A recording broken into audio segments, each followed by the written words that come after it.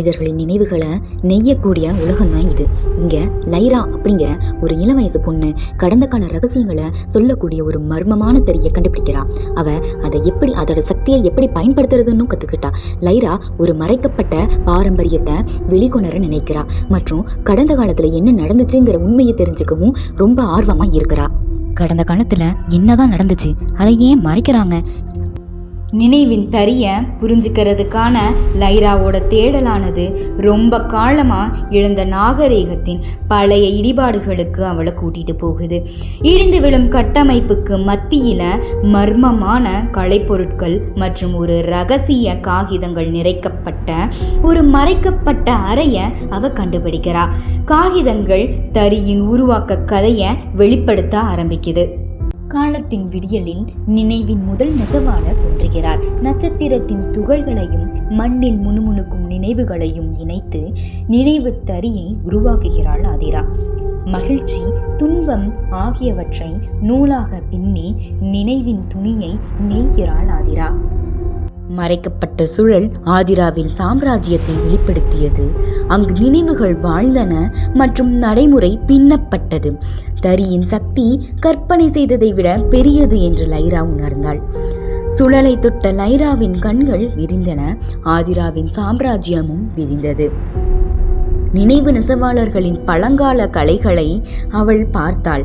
திடீரென்று ஒரு இருண்ட நூல் தோன்றியது. நாடாவை அவிழ்க்க லைராவை பயமுறுத்தியது. இருண்ட நூலின் அருகில் சென்றாள் லைரா. ஆனால் அது புகை போல அவளை நழுவியது. அந்த உருவம் அவளுக்கு பின்னால் இருப்பதை உணர்ந்தாள். நிழல்களில் மூடப்பட்ட அந்த உருவத்தை பார்க்க திரும்பினாள். லைரா, யார் நீ என்று கேட்டாள். மறந்த நினைவுகள் போன்ற கண்களுடன் ஒரு பெண் தோன்றினாள். நான் மறக்கப்பட்டவள் என்று சொன்னாள். நீ யார் என்று அந்த பெண் கேட்டாள்.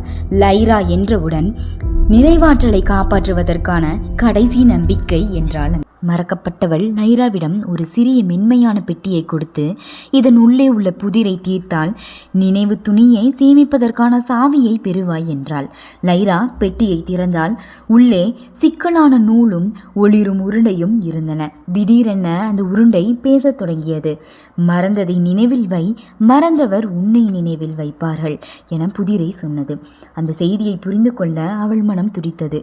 மறந்ததை நினைவில் வைப்பதால் அவளது நினைவாற்றலை எப்படி பயன்படுத்த முடியும் என்று அவள் யோசித்தாள். அப்போது அவள் காதில் மெல்லிய ஒலி கேட்டது.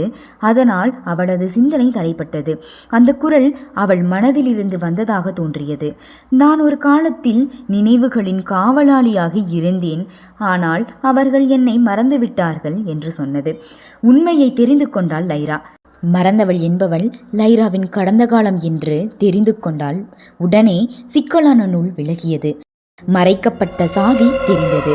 அதை எடுத்து அவள் மனதின் கதவை திறந்தாள். அவள் மறந்த நினைவுகள் வேகமாக வெளிப்பட்டது. லைரா தன் கடந்த காலம் தன் முன்னே விரிவதை கண்டாள். ஆதிராவின் கடைசி வாரிசு லைராதான் என்ற உண்மையை தெரிந்து கொண்டாள். துணி தன்னைத்தானே சரி செய்ய தொடங்கியது. மறைந்தவர்களின் உருவமும் மறையத் தொடங்கியது. ஆதிராவின் வழிகாட்டுதலால் லைரா நினைவகத்தின் இதயத்திற்கு சென்றாள். துணியின் வெளிச்சத்தை தொட்டால் அது அவளது முன்னோர்களின் நினைவுகளை கொடுத்தது. நினைவு நெசவாளர்களின் கடந்த கால ரகசியம் தெரிந்தது. உண்மை துணியை மீட்டெடுப்பதற்கான சாவியை லைரா எடுத்தாள். அந்த நினைவுகளுடன் நிகழ்கால நினைவுகளுக்கு பாதுகாவலராக திரும்பினாள். உண்மை நினைவகத்தின் ஒரு புதிய நாடாவை நெசவு செய்தாள். துணி புதுப்பொழிவுடன் மின்னியது. கடந்த கால உலகம் மறையத் தொடங்கியது. துணி மின்னும்போது மறக்கப்பட்ட நினைவுகள் வெளிப்பட்டன. மக்கள் தங்கள் கடந்த காலத்தை தெரிந்து கொண்டனர். லைராவின் புது நாடாவால் துணி பின்னப்பட்டது. துணி வலுவடைந்தது.